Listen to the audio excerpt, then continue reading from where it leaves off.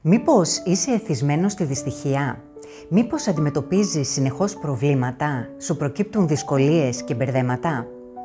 Οι περισσότεροι άνθρωποι που βρίσκονται σε αυτή την κατάσταση συνήθως δεν το αντιλαμβάνονται, γιατί ο εθισμός στη δυστυχία είναι ύπουλος. Προχωρά αργά, μεθοδικά και εκμεταλλεύεται κάθε αδυναμία και ευαίσθητο κομμάτι σου.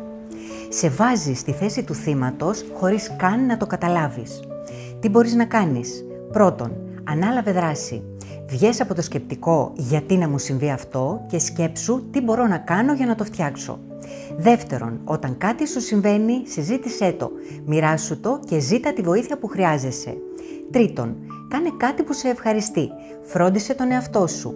Κράτα το μυαλό σου απασχολημένο με πράγματα που σου δίνουν χαρά. Τέταρτον, κάνε μια βόλτα στη φύση. Η ζωή είναι πολύ μικρή.